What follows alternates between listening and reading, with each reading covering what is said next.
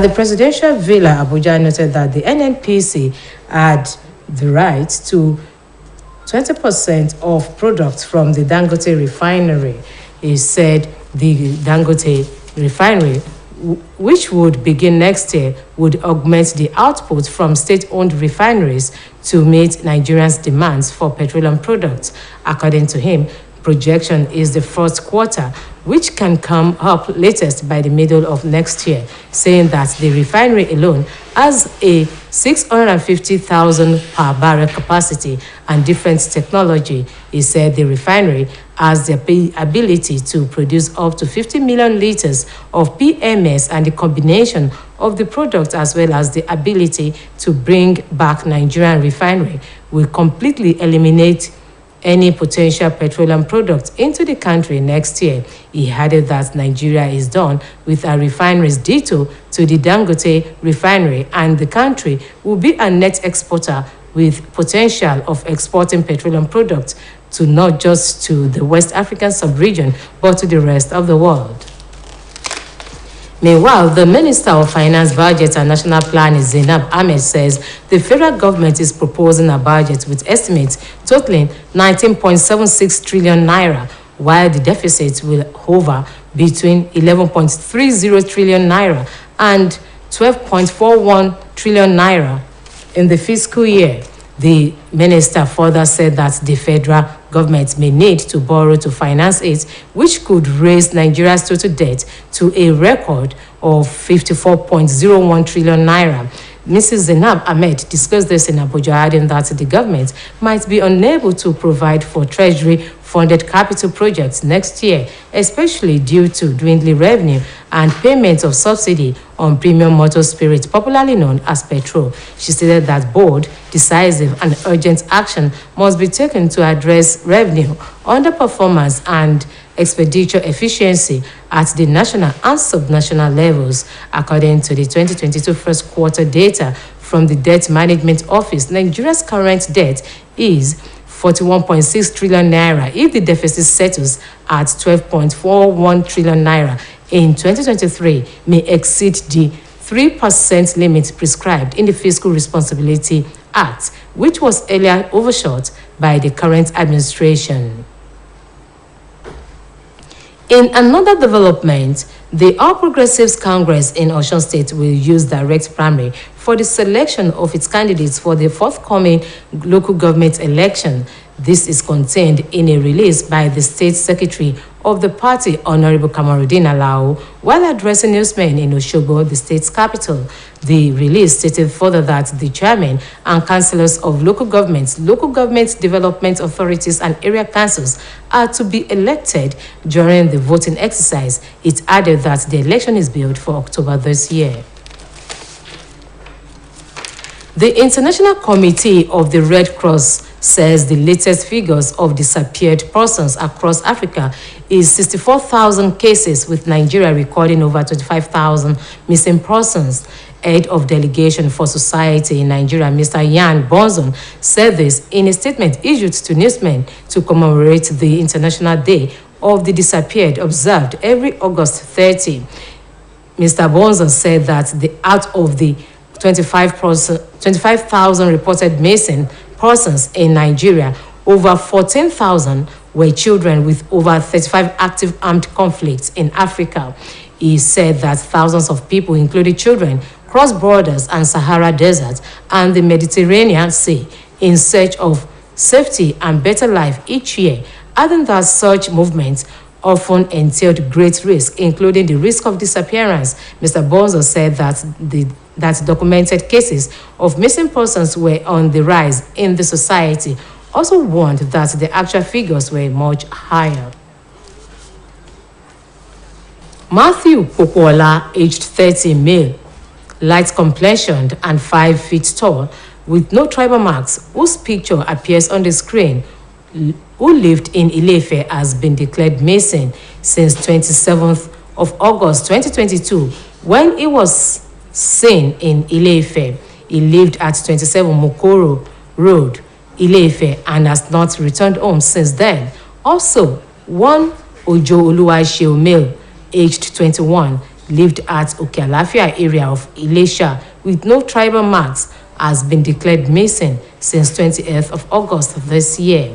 Similarly, Folashade Sanusi, female, who lived at Ibukunluwa Avenue, Ogoluwa, Oshobo, aged 60, has been declared missing. She is 5 to 6 feet tall. She speaks English and Yoruba languages fluently, while others speak Yoruba language fluently. Also, one Adiagbutaye of Agoiyanu Power Line, Ikorodu, Lagos State has been declared missing. He is dark in complexion. He is 5 to 9 feet tall, with no tribal marks. He was said to have left home on the 20th of August of this year. A statement from the police public relations officer in Oshogo DSP Yemisi Opalola urged anyone with useful information about any of the missing persons whose pictures were displayed on the screen to contact the nearest police station. The 2022 Ifetedo Education Summit themed Education, Decadence, Causes, Effects and Remedies powered by the Education Committee, Ifetedo Development Council and Ifetedo Progressive Union comes up tomorrow at Ifetedo Community Civic Center, Isale, Ile-Ife.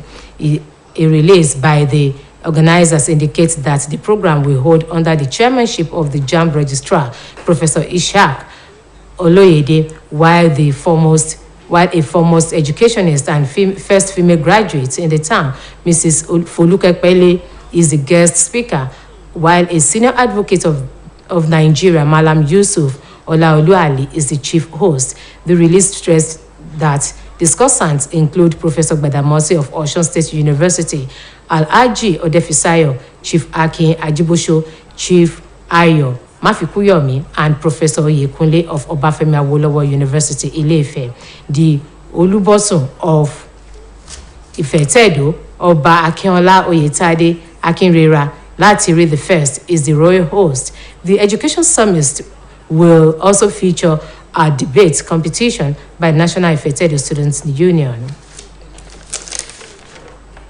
Activities for the final burial ceremony of late Elder Gbadebo Olaitan is ongoing with a service of songs and Christian wake at his residence at Duke Lodge, Odoeja area, Federal Polytechnic Road, Ede, this evening. This is contained in a release by the daughter of the deceased veteran journalist, Mrs. Toyin Olaitan Adeoye, on behalf of the family. This will be followed by lying in state and commendation service at NUJ Press Center, Oshobo Iwo, Ibadan Road, Oshobo tomorrow morning, while another lying in state will follow at his residence at Duke Lodge, Odoeja area, Federal Polytechnic Road, Ede, tomorrow morning. The release added that the funeral service tomorrow morning will hold at Seventh-day Adventist Church, while the deceased will be interred at his residence in Ede. The OSBC Christian community is organizing a retirement program from the former Chief Reporting Officer, Television Service of Osun State Broadcasting Corporation, OSBC, Mr. Kehinde Ajibade, who will bow out from active service of the Osun State government on the attainment of 60 years. A release jointly signed by the chairman, OSBC Christian Community, Mr. Isaac Akisoya, and the secretary, Mr. Olugbenga Fagbemi, revealed that the program will hold at the Chapel of Grace Auditorium within OSBC premises, Ilawiye Okebale, Oshobo, in the afternoon. According to the release, the Director General, OSBC, Mr. Rashid Folaromi, who is the chief host, will also lead other top management and members of staff to the program to celebrate veteran journalists who had contributed immensely to the growth of media profession during his active service. The release added that the General Overseer of the Holy Ghost Revival Mission, Elisha Evangelist Joshua Ajegbe, will minister at the event. And moving on to sports, Kenya cyclist Suleiman Kangagi has died following a high-speed crash in a race in the United States. The 33-year-old, who raced for the East African team, was taking part in the overland gravel race in Vermont, a 59-mile dirt road contest, including almost 7,000 feet of climbing. It will be recalled that Kangagi finished third in the Tour of Rwanda in 2017 while racing for the German UCI Continental Team Bike Aid before switching to gravel racing. And now moving on to the foreign scene. Liberian President George Weah is facing a backlash over his handling of corruption accusations made by the United States against 3 of his close allies. According to reports, Washington imposed sanctions on top officials, including Liberia's chief prosecutor and President Weah's chief of staff earlier this month over corruption allegations tied to multi-million-dollar contracts diverting at least $1.5 million public funds. And that ends the evening news. Do join us at 7 for the major reports. Good evening.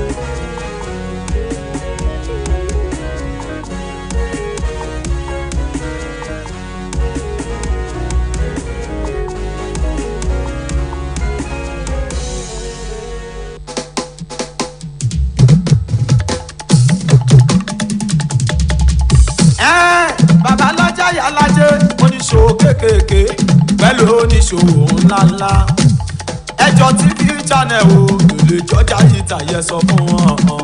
OSBC lókè balẹ̀ yìí channel 32 UHF náà lẹ̀ sọ. channel 32 UHF ẹgbẹ́ polówó ọjà wá síbẹ̀ wọn.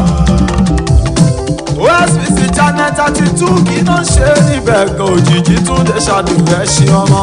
wọ́n sọ̀rọ̀ àsìkò níyàjọ́ rẹ̀ àjò tó kọ́ ní lọ́gbọ́n lọ́lọ́kan òjò kan àwọn orin àsìkò tó tún bàbá mú gidi.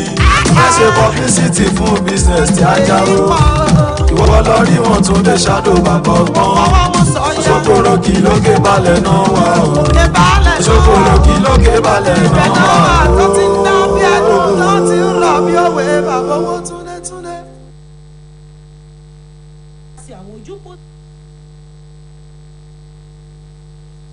Of good fortune must be to each sure reward.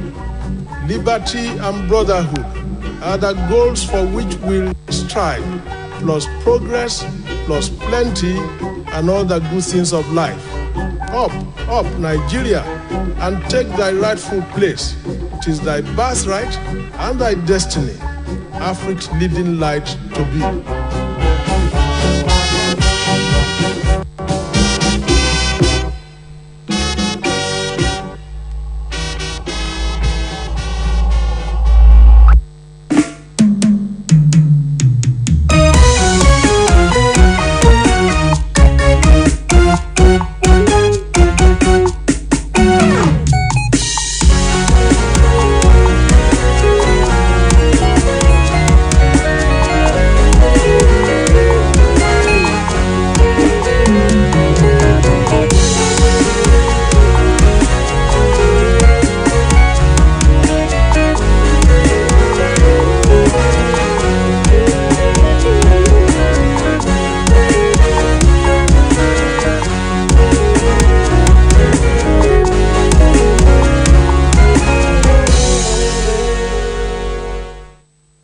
ẹ kúrọ̀lẹ́ ìròyìn ìrọ̀lẹ́ la mú wá fún yín. Kamil Abdulrahim lóníròyìn yín. Aláṣẹ àti olùdarí iléeṣẹ́ tó mójútó ọ̀rọ̀ epo rọ̀bì lórílẹ̀‐èdè yìí ọ̀gbẹ́ni Mele Kyari ti sọ pé orílẹ̀‐èdè Nàìjíríà yóò fòpin sí kíkó epo rọ̀bì wọlé láti ilẹ̀ òkèrè látọdún tó ń bọ̀. ọ̀gbẹ́ni Kyari ẹni tó sọ̀rọ̀ yìí di mímọ̀ níbi ìpàdé oníròyìn ọlọ́sọ̀ọ̀sẹ̀ tí iléeṣẹ́ ààrẹ gbé kalẹ̀ fún gbogbo iléeṣẹ́ ìjọba l'Àbújá ṣàlàyé pé iléeṣẹ́ NNPC lẹ́tọ̀ọ́ sí ìdá 20 nínú ọgọ́rùn-ún fífọpo níbùdó ìfọpo iléeṣẹ́ Dangote. ó ṣàlàyé pé ibùdó ìfọpo Dangote tí yóò bẹ̀rẹ̀ iṣẹ́ lọ́dún tó ń bọ̀ yóò kún ibùdó ìfọpo orílẹ̀-èdè Nàìjíríà lọ́wọ́ lórí ìpèsè epo rọ̀bì. gẹ́gẹ́ bó ṣe wí àfojúsùn náà ni yóò bẹ̀rẹ̀ tí yóò sì jẹ́ kí yóò bẹ̀rẹ̀ nígbà tí yóò bá fi di oṣù kẹfà ọdún tó ń bọ̀ tí ibùdó náà yóò sì lè fọ epo tó tó 1,450 àgbá epo rọ̀bì. Ó fi kún pé ibùdó ìfọpo náà lágbára láti lè pèsè epo rọ̀bì tó tó 50 mílíọ̀nù lítà tí àpapọ̀ epo rọ̀bì náà yóò sì má yípadà bá ìpèsè epo rọ̀bì lórílẹ̀‐èdè Nàìjíríà. Mínísítà fẹ́tò ìṣúná àgbékalẹ̀ àbẹ́ ètò ìṣúná àti ààtò arábìnrin Zainab Ahmed ti sọ pé ìjọba àpapọ̀ ń gbèrò àbẹ́ ètò ìṣúná tí àpapọ̀ rẹ̀ díẹ̀ ní 20 tírílíọ̀nù náírà tí gbèsè torílẹ̀-èdè yìí sì jẹ́ sí wà láàrin tírílíọ̀nù 11.5 náírà sí ó dín díẹ̀ tírílíọ̀nù 12 náírà nínú owó náà ọdún tó ń bọ̀. Mínísítà ṣàlàyé pé ó ṣe pàtàkì kíjọba àpapọ̀ kó yàwó láti fi gbọ́ bùkátà ètò ìṣúná náà, èyí tí yóò mú kí gbèsè torílẹ̀-èdè yìí jẹ kó tún fò fẹ̀rẹ̀ sí tírílíọ̀nù 54 náírà. Arábìnrin Zainab Ahmed sọ ìdí mímọ̀ l'Àbújá pẹ̀lú àlàyé pé ó ṣeé ṣe kí ìjọba àpapọ̀ kó má lè pèsè owó fáwọn àkànṣe iṣẹ́ lọ́dún tó ń bọ̀, pàápàá jùlọ látàrí bí ètò ìpawówọlé lábẹ́lé ṣe já wálẹ̀ àti bí ìjọba àpapọ̀ ṣe ń náwó lórí ọ̀rọ̀ owó ìrànwọ́ orí pẹtiró. Ó ṣàlàyé pé ó ṣe pàtàkì kíjọba àpapọ̀ gbé ìgbésẹ̀ akin láti fi wójútùú sí ìlànà tó ń gbà náwó. Gẹ́gẹ́ bí àkọọ́lẹ̀ látọ̀dọ̀ àjọ tó mójútó gbèsè torílẹ̀-èdè yìí jẹ́ ṣe gbé jáde lọ́dún yìí ṣe fi hàn gbèsè torílẹ̀-èdè Nàìjíríà jẹ́ sì wà ní tírílíọ̀nù 41 àti díẹ̀, àti tí àjẹ́lẹ̀ owó náà bá dín díẹ̀ ní tírílíọ̀nù 13 náírà lọ́dún tó ń bọ̀, tó sì tún lè pọ̀ sí bíjọba kò bá kíyèsí ìṣọwọ́ náwó rẹ̀. Ẹgbẹ́ òṣèlú All Progressives Congress nípínlẹ̀ Ọ̀ṣun ti ní ìlànà ojú àwo làwo fi gbọbẹ̀ lòun yóò lò fún ètò ìdìbò abẹ́lé láti yan àwọn olùdíje fẹ́tò ìdìbò ìjọba ìbílẹ̀ tó ń bọ̀ lọ́nà. Akọ̀wé ẹgbẹ́ náà nípínlẹ̀ Ọ̀ṣun Honorable Kamarudeen Alao ló ṣàlàyé yìí lásìkò ìfọ̀rọ̀wérọ̀ rẹ̀ pẹ̀lú àwọn oníròyìn lóṣogbo. Ó ṣàlàyé pé níbi ètò ìdìbò náà ni wọ́n ti yan àwọn alága àti àwọn kánsílọ̀ fáwọn ìjọba ìbílẹ̀ gbogbo àtàwọn ìjọba ìbílẹ̀ dàgbàsókè agbègbè yíká ìpínlẹ̀ Ọ̀ṣun. Àpérò pàtàkì lórí ètò ẹ̀kọ́ ní Ìfẹ́tẹ̀dó tọdún yìí tí ìgbìmọ̀ tó wà fún ètò ẹ̀kọ́ lábẹ́ ẹgbẹ́ ìdàgbàsókè ìlú Ìfẹ́tẹ̀dó gbé kalẹ̀ yóò wáyé lọ́la ní Ìfẹ́tẹ̀dó Community Civic Center Ìsàlẹ̀ Ifẹ̀. Àjáde látọwọ́ àwọn tí wọ́n ṣagbátẹrù ètò náà fi hàn pé ètò ọ̀hún yóò wáyé lábẹ́ alága tí ṣe akọ̀wé àgbà àjọ JAMB ọ̀jọ̀gbọ́n Isiaq Olóyèdè, nígbàtí èèkàn onímọ̀ nípa ètò ẹ̀kọ́ tó jẹ́ ọmọbìnrin àkọ́kọ́ tó kẹ́kọ̀ọ́ jáde nílùú náà arábìnrin Folúkẹ́ Pẹ̀lẹ́ gẹ́gẹ́ bí olùbánisọ̀rọ̀ pàtàkì. Bákan náà ni èèkàn agbẹjọ́rò nílẹ̀ yìí Malam Yusuf Ali yóò jẹ́ olùgbàlejò àgbà. Àtìjáde náà fi kún pé lára àwọn tí yóò sọ̀rọ̀ níbi ètò náà ni ọ̀jọ̀gbọ́n Gbàdámọ́sí ti fásitì ìpínlẹ̀ Ọ̀ṣun Alhaji Ọ̀dẹ́fisáyọ̀, olóyè Akin Ajíbóso, olóyè Ayọ̀ Máfikúyọ̀mí àti ọ̀jọ̀gbọ́n Oyèkúnlé ti Ọbáfẹ́mi Awólọ́wọ̀ Ilé-Ifẹ̀, Olúbọ́sìn ti Ìfẹ́tẹ̀dó ọba Akínọlá Oyètádé Akínrera láti rí kìíní ní orí adé ọjọ́ náà. Àrùn tí yóò wáyé níbi ètò ní ìdíje àríyànjiyàn láàrin àwọn akẹ́kọ̀ọ́ ìlú Ìfẹ́tẹ̀dó. Lọ́la ni ètò tí ẹgbẹ́ àwọn ọmọlẹ́yìn Kristi gbé kalẹ̀ fún ọ̀kan lára òṣìṣẹ́ iléeṣẹ́ yìí ọ̀gbẹ́ni Kẹ́hìndé Ajíbádé tó fẹ̀yìntì lẹ́nu iṣẹ́ ọba lẹ́yìn tó ti ṣiṣẹ́ tó sì pé ẹni 60 ọdún lókè ìpẹ́ yóò wáyé. Àjáde tí alága ẹgbẹ́ àwọn ọmọlẹ́yìn Kristi ẹ̀ka tiléeṣẹ́ OSBC alàgbà Adébáyọ̀ Akínsànyà àti akọ̀wé ọ̀gbẹ́ni Olúgbénga Fágbèmí fi síta tọ́ka sí pé lọ́wọ́ Sunday tó náà yóò wáyé nínú gbọ̀ngàn Chapel of Grace tó wà nínú ọgbà ilé àwòye òkè Baálẹ̀ lóṣogbo. Gẹ́gẹ́ bá àtẹ̀jáde náà ṣe rí, olùdarí àgbà iléeṣẹ́ OSBC ọ̀gbẹ́ni Rasheed Fọlárànmí lólùgbàlejò níbi tí yóò ti ṣáájú àwọn ọmọ ìgbìmọ̀ aláṣẹ àti àwọn òṣìṣẹ́ iléeṣẹ́ yìí lọ síbi ètò náà fún ọ̀kan lára àwọn òṣìṣẹ́ iléeṣẹ́ yìí ẹni tó ṣiṣẹ́ takuntakun fún ìdàgbàsókè iléeṣẹ́ yìí nígbà tó fi wà lẹ́nu iṣẹ́ ọba. Àjáde náà fi kún pé alámòjútó àgbà Holy Ghost Revival Mission Iléṣà Ajínrere Joshua Ajégbé ni yóò sọ̀rọ̀ Ọlọ́run níbi ètò náà. Ìgbìmọ̀ ẹgbẹ́ alágbélébùú pupa lágbàáyé ti sọ pé ó lé ní 64 èèyàn tí wọ́n dàwátì nílẹ̀ áfíríkà nígbà tó orílẹ̀-èdè yìí ní nǹkan sọ èèyàn bíi ẹgbẹ̀rún mẹ́ẹ̀ẹ́dógún náà. aṣojú ẹgbẹ́ náà lórílẹ̀-èdè nàìjíríà ọ̀gbẹ́ni yambuzu sì ìdí mímọ̀ nínú àtẹ̀jáde kan tó fi síta fáwọn oníròyìn fún ti àyájọ́ báwọn èèyàn ṣe ń sọnù lágbàáyé fún tọdún yìí èyí tí wọ́n máa ń ṣe ní gbogbo ọgbọ̀njọ́ oṣù kẹjọ ọdún. ọ̀gbẹ́ni bonzo wá ṣàlàyé pé nínú àpapọ̀ ẹgbẹ̀rún mẹ́ẹ̀ẹ́dọ́gbọ̀n èèyàn tó dàwátì lórílẹ̀‐èdè nàìjíríà ẹgbẹ̀rún mẹ́rìnlá nínú wọn ló jẹ́ ògo wẹrẹ tó sì jẹ́ pé nǹkan bíi márùndínlógójì nínú wọn ló bógun lọ nídìí ọ̀kan ọ̀jọ̀kan lásìkò tó ń wáyé nílẹ̀ áfíríkà. ó ní ẹgbẹ̀lẹ́gbẹ̀ àwọn èèyàn nínú àwọn ìta ti rí àwọn ògo wẹrẹ tí wọ́n ń gba àwọn ẹnubodè kọjá bẹ́ẹ̀ làwọn míì náà ń gba agbègbè tó jẹ́ aṣálẹ̀ àtàwọn orí omi tí wọ́n sì ń ṣèyí láti lè gbé ìgbé ayé tó dára láti lè ní ìfọ̀kànbalẹ̀ àmọ́ táwọn ìrìn àjò náà léwu èyí tó ní ó mú kí ọ̀pọ̀ dàwátì. ó wá sọ́nà àtẹ̀jáde tó fi síta pé bíye àwọn èèyàn tó ń sọnù ṣe ń gbẹnu sókè tí ń pọ̀ sí i tó sì mú ṣe pàtàkì pé káwọn èèyàn ṣọ́ra sí i kí wọ́n mọ irú àwọn ìrìn tí wọ́n ó máa rìn kó mọ̀ bá yọrí sí bí wọn yóò sì máa dàwátì. arákùnrin tí à ń wò lójú móhùnmáwòrán yìí lórúkọ rẹ̀ ń jẹ́ Pópóọlá Matthew tó sì jẹ́ ní 30 ọdún. ó mọ́ lára kò sì kọ ìlà tó sì ga níwọ̀n bàtà ẹsẹ̀ 5.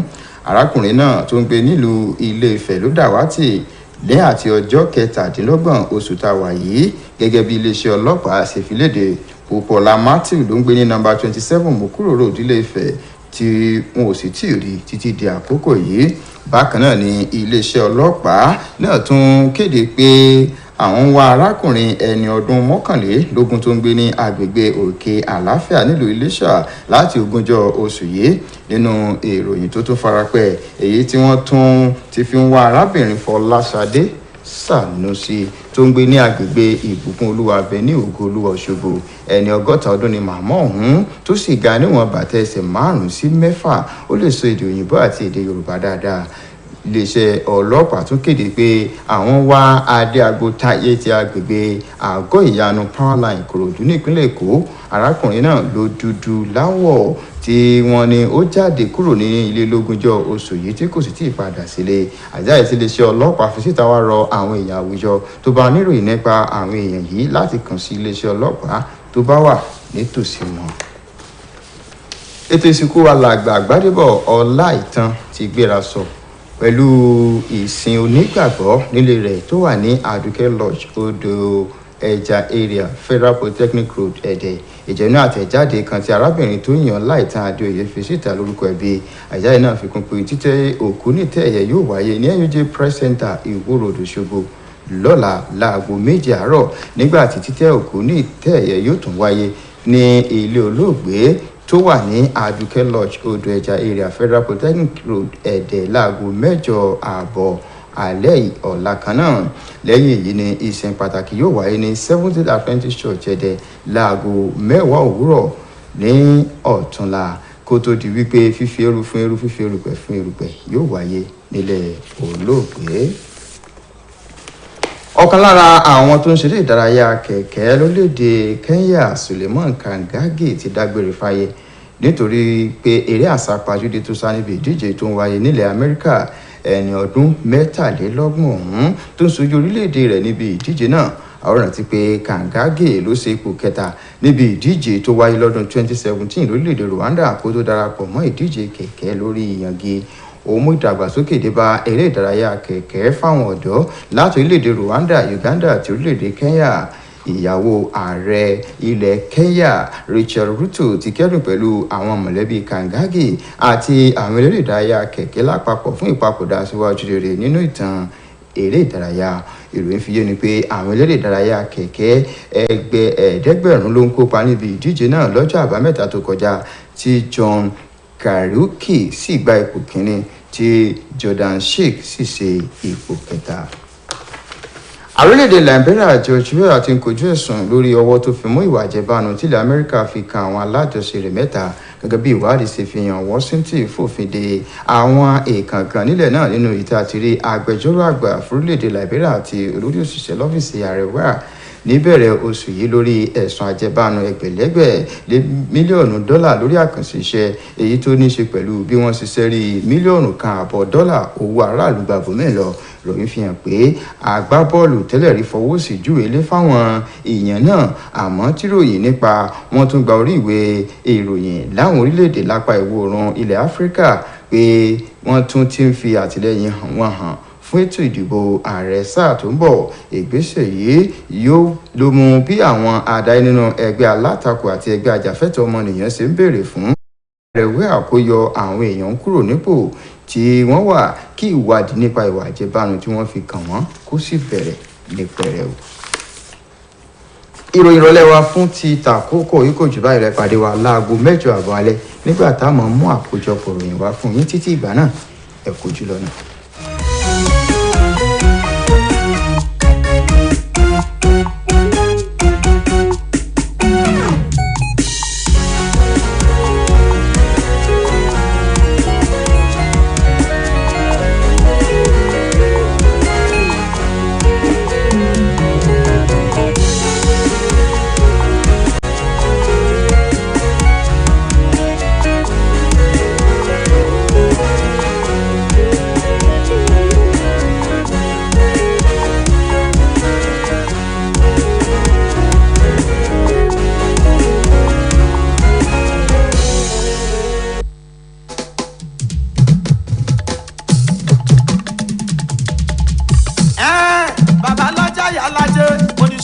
kéékèèké pẹ̀lú oníṣòwò ńláńlá ẹjọ́ TV channel o lè jọjà yìí tàyẹ sọ fún wọn.